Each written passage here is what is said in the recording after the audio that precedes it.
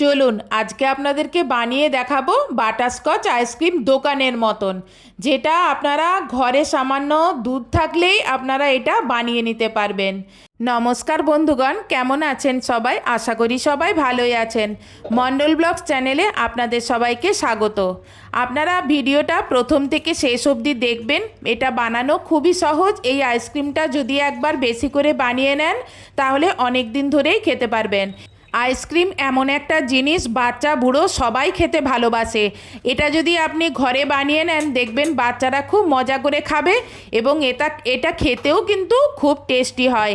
প্রথমে আমি 500 মিলিলিটার দুধ গ্যাসে বসিয়ে দিলাম জাল দেওয়ার জন্য।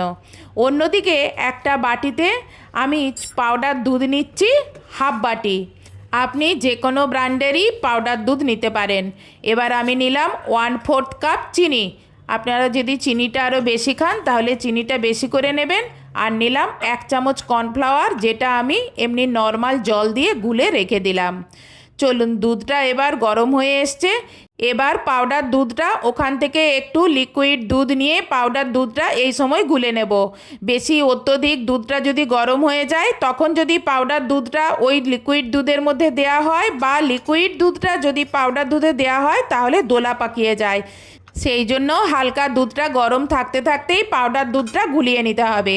এবারও 1/4 কাপ যে চিনি মেপে রেখেছিলাম সেই চিনিটা দিয়ে দিলাম। আপনারা যদি মিষ্টি আরও বেশি খান তাহলে চিনি আরও পরিমাণে বাড়াতে পারেন।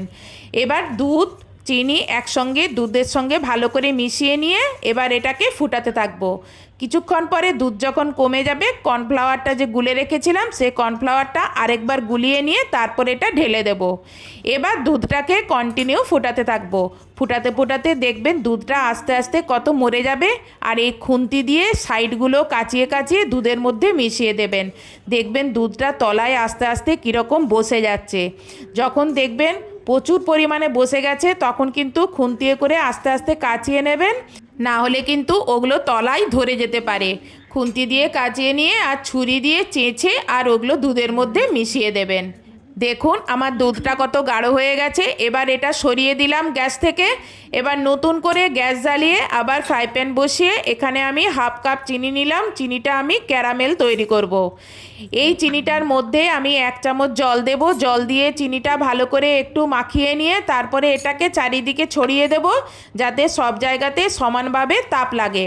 এবার কিন্তু আমি এটা নাড়বো না, একদম নাড়বো না। কিছুক্ষণ পরে দেখবেন চিনিটা ফেনায় পরিণত হয়েছে আর তারপরেই দেখবেন ক্যারামেল তৈরি হতে আরম্ভ করে দিয়েছে।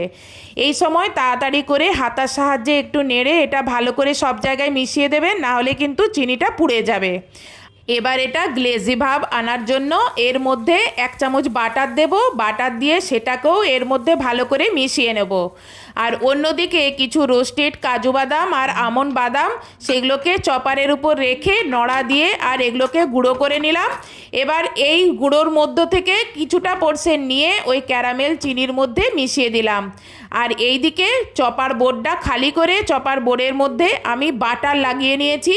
এই কাজটা খুব তাড়াতাড়ি করে করতে হবে, না হলে চিনি কিন্তু পুড়ে যাবে। বাদামের সঙ্গে ক্যারামেল চিনিটা মিশিয়ে নিয়ে এই চপিং বোর্ডের উপর ঢেলে দিলাম। ঢেলে দিয়ে আর এগুলোকে একটু হালকা করে মিলে নেব। দিয়ে এটাকে ঠান্ডা হতে দেব। ঠান্ডা হলেই এটা কিন্তু জমে যাবে। আপনাদের যদি আমার মতন বাটার পেপার না থাকে তাহলে কাগজের উপরে তেল ব্রাশ করেও এটা ঢেলে দিতে পারেন। আর না হলে যে কোনো প্লাস্টিকের উপরে তেল ব্রাশ করে আর এটা ঢেলে দেবেন, তাহলেও হবে। দেখেছেন আমার এটা এত শক্ত হয়ে জমে গেছে, এটা আমি আর নিজেও ভাঙতে পারছি না। দেখুন অনেক কষ্ট করে এটা ভেঙে আর এরকম ছোট ছোট করে টুকরো করে নিয়েছি। ব্যাস তৈরি হয়ে গেল আমার ক্যারামেল ক্যান্ডি। এবার একটা বড় বাটিতে ছোট বাটির 1 বাটি চিল্ড হুইপ ক্রিম নিলাম আর ইলেকট্রিক বিটারের সাহায্যে এটাকে ফেটিয়ে নিলাম। আপনি ফেটানো হয়েছে বুঝবেন কি করে? এটা দেখবেন ফুলে ডবল হয়ে গেছে আর দেখবেন ফিট সাদা হয়ে গেছে। শুধু তাই নয়, এই ইলেকট্রিক বিটারের কাঁটা থেকেও দেখবেন এটা পড়ছে না। এবার এর মধ্যে বাটারস্কচ এসেন্স 2 চামচ দিয়ে দেব।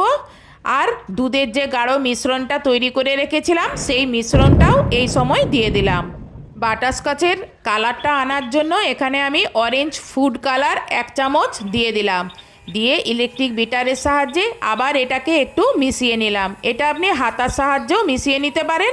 আমি এখানে ইলেকট্রিক বিটারের সাহায্যে ফেটিয়ে নিলে এটা চটজলদি হবে, সেই জন্য আমি তাড়াতাড়ি করে এটার সাহায্যেই তৈরি করে নিলাম। সাইডে কিছু কিছু কালার দুধের মিশ্রণ রয়ে গেছে, সেইগুলোও আরেকবার কাচিয়ে নিয়ে সেগুলোও আরেকবার ফেটিয়ে নিলাম। ফেটানো হয়ে গেলে অল্প কিছু ক্যারামেল ক্যান্ডি এর মধ্যে দিয়ে এগুলোকে হাতার সাহায্যে মিশিয়ে নেব। এবার আর ইলেকট্রিক বিটারের সাহায্যে আর এটা মেশাবো না, জাস্ট এটা একটু হাতার সাহায্যে মিশিয়ে নেওয়া। ব্যাস, এবার আপনার ঘরে যে টিফিন বাক্স আছে বা যাই হোক, একটা যে কোনো খোলা পাত্র দেখে, চওড়া পাত্র দেখে তার মধ্যে এই মিশ্রণটা ঢেলে দেব।